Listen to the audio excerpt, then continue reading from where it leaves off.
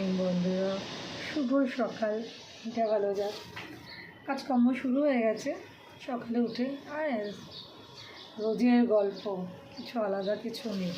সকালে উঠেই ঠান্ডা জলের মধ্যে হাত দিতে কী যে কষ্ট, এটা আমরা যারা দেখো হাত থেকে ফসকাচ্ছে, কী করবো, হাত দিয়ে তো হচ্ছে না, হাত থেকে ফসকে ফসকে বেরিয়ে যাচ্ছে জিনিসপত্র।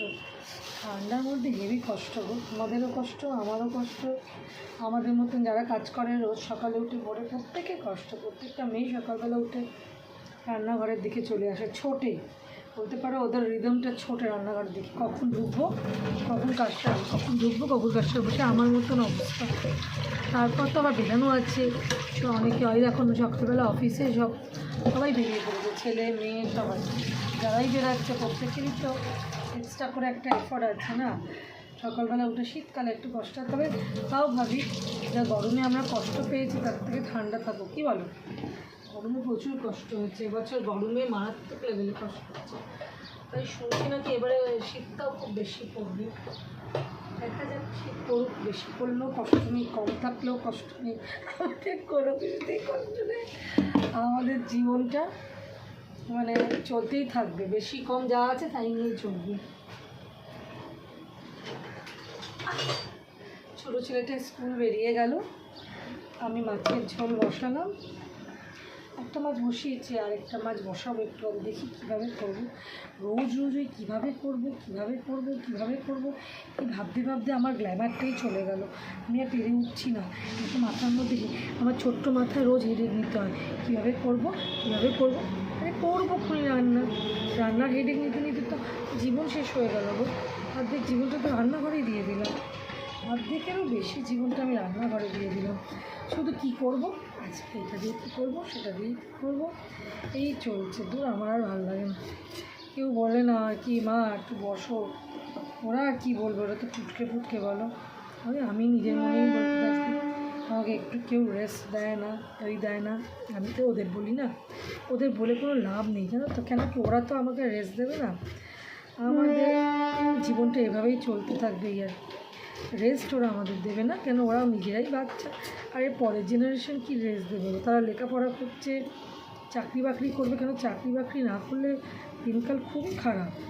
চাকরি বাকরি তো করতেই হবে, কোনো চাকরি না করলে মানে কোনো ছেলেকেও বিয়ে দেওয়া উচিত না কোনো মেয়ের সাথে যে চাকরি করে না। তেমনি আমার মেয়েকেও আমাকে চিন্তা করতে হবে, কি লেখাপড়া করে দাঁড় করাতে হবে, চাকরি করাতে হবে। কারণ ভবিষ্যৎ যা আসছে, কোনো ছেলে একা চাকরি করবে আর আমাদের মতো মেয়েরা, আমরা যেরকম হাউসওয়াইফ রয়েছি এখন সেরকম থাকবো, সেরকম না হয়।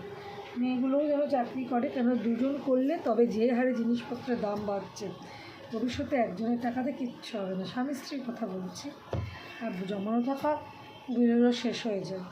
ওই জন্য মনে করো, আমি মেয়েকে এমন বাড়িতে বিয়ে দিচ্ছি, শ্বশুরের এত পয়সা, শাশুড়ির এত পয়সা, দুজন চাকরি করতো, তাই আমার মেয়ে করবে না, এই কনসেপ্টটা অনেকেরই থাকে। এটি যেন না থাকে, কারণ এতে কোনো লাভ নেই। জমানো টাকা আজকে আছে, কাল শেষ হয়ে যাবে। আর তোমার মেয়েকে তুমি লেখাপড়া করিয়েছো কেন? চাকরির জন্য। আমরা করছি, আমিও তো চাকরি করেছি, অফিস করে চাকরি করছি। তাহলে কী অসুবিধাটা হয়েছে? কোনো অসুবিধা নেই, যে কোনো জিনিসটাই চালাতে হতে পারে, চালাতে হবে, একটু ব্যবস্থা করে নিয়ে চালাতে হবে। তোমাদের সাথে একটু গুড মর্নিং আড্ডা হয়ে গেল সকালবেলা উঠে। আমার সারাদিনে কাজের মাঝখানে আড্ডাটা খুব মিস করি। আড্ডা দিতে ভীষণ ভালোবাসি, কথা বলতে আমি ভীষণ ভালোবাসি, আমি খুব টার্গেটিভ। আমার স্যার আমাকে অফিসের রিসেপশনে লাস্টে বললো, তুমি এগুলোর সাথে রিসেপশনটা তুমি হ্যান্ডেল করবে, কারণ তুমি সুন্দর কথা বলতে পারো। এখন জানি না তোমরা কী বলবে, আমি সুন্দর বলতে পারি কি কুচ্ছিত বলতে পারি, তবে আমি খুব কথা বলতে পারি এবং গুছিয়ে কথা বলতে পারি। আর ফার্স্টে জীবনে কাজ করেছি হচ্ছে এতে, বলো, ভোডাফোনে। তো ভোডাফোনে যখন আমি ছিলাম, আমি টিম লিডার হয়ে গেলাম খুব তাড়াতাড়ি। মানে আমার টার্গেট বেস জব ছিল প্রথমে, লাইফে প্রথমে। তারপর তো ওখান থেকে আমি টি এক্সপোর্টে চলে গেলাম। তারপর ওখান থেকে আমি আর অন্য কোথাও যাইনি, আমি ছেড়ে দিলাম তারপর কাজ। সেই বলছি, টার্গেট ওরিয়েন্টেড জব করেছি, তো আমি জানি অ্যাচিভমেন্ট কীভাবে করতে হয় না, এটা পলিশ সর্দার খুব ভালো করে জানি।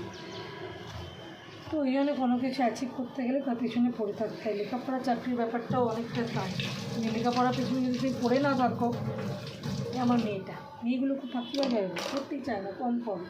আমি বলি কম পড়ে কী হবে, তোমারই জীবনে ভবিষ্যৎ দাঁড়াতে হবে, তোমার আবার তাকে আবার ডাকতে হবে, নাহলে উঠবে না, সেটা পাড়ার লোক শুনবে, বাবান বাবান বাবান তবে উঠবে। তোমরা একটু ওয়েট করো, আমি দেখে আসি। হাই বাবান,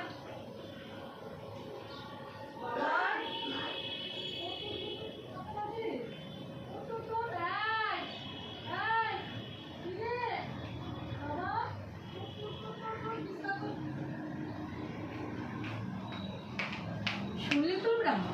বাবান বাবান বাবান বাবান, মানে সবাই যতক্ষণ না জানবে আমার বাবান উঠবে না। হ্যাঁ, যাই হোক, মায়ের বাবান একটু বাদে উঠেই যাবে। কাজ করি, তোমরাও তোমাদের কাজ করো, কতক্ষণের আমার ভিডিও দেখো। ভালো লাগলে লাইক করো, কমেন্ট করো, শেয়ার করো, পাশে থেকো আমার পরিবারে, আমার পলি কিচেন ট্যানজাম পরিবারটা পাশে তো একটু একটু করে এগাচ্ছি, খুব তাড়াতাড়ি এগাতে পারলাম না, আর পারছিও না, কেন আমি সব কিছু করে তো আমার পরিবারের, এই চ্যানেলটা আমার পরিবার, আমার স্বপ্ন, সেটার সাথেও কাজ করি, তো তাড়াতাড়ি এগাচ্ছি না, কিন্তু হচ্ছে আস্তে আস্তে যাচ্ছি, তাই যাই এই। তো ভালো থেকো, আজকের মতো ভিডিওটা এখানে শেষ করলাম, পরের ভিডিওতে তোমাদের সাথে কথা হচ্ছে। টাটা, শুভ সকাল, সারাদিনটা তোমাদের ভালো যাবে এই কামনা করি। চলো পরে কথা হচ্ছে।